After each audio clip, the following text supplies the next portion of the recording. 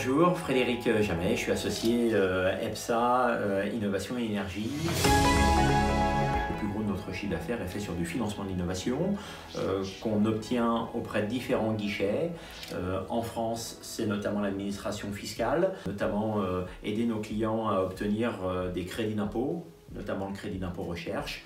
Mais pas que, puisqu'on a une série de dispositifs fiscaux en France pour aider les entreprises à développer leur innovation. Autre guichet, celui en fait des aides et subventions publiques, où là eh bien, on va aller solliciter des acteurs locaux, nationaux, régionaux, pour aider là aussi les entreprises à obtenir des aides publiques pour les investissements et l'innovation qu'elles souhaitent faire. Et enfin, de la partie financement plus classique ou de la dette, pour arriver en fait à financer ces différents projets. En France, on est un des acteurs de référence en étant certainement dans les deux ou trois premiers acteurs en France, et aujourd'hui avec là aussi un positionnement à l'international extrêmement fort, que ce soit en Europe ou dans le reste du monde.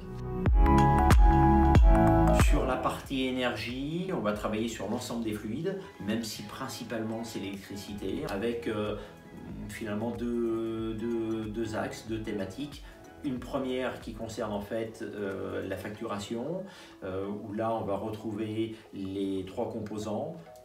Le coût de matière première, sur lequel bien sûr EPSA peut se positionner, le coût du transport et les taxes. Sur ces deux autres items, eh bien, on va aider nos clients en fait, à améliorer en fait, ces coûts. Et le deuxième volet dans l'énergie, c'est notamment l'efficacité énergétique. Ça consiste en fait à avoir une meilleure visibilité des consommations pour aller chercher en fait, des gains. On a deux grands volets. Un premier volet qui est celui d'avoir un maximum de data pour avoir des analyses extrêmement fines.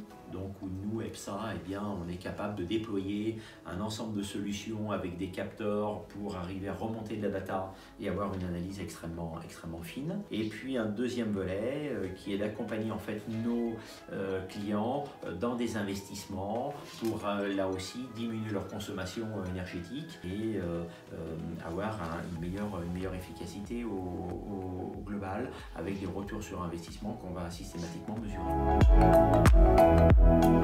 C'est le lien entre les deux, puisque très souvent en fait on va parler de financement, de retour sur investissement, et comme les guichets ne sont pas identiques entre la partie innovation et la partie énergie, eh bien ça permet d'avoir pour le compte de nos clients une vision vraiment 360 sur des métiers qui sont en définitive très proches, puisqu'on parle de financement, qui sont assurés chez nous uniquement par ou la plupart du temps que par des ingénieurs, ou en tout cas des niveaux techniques et scientifiques de premier plan.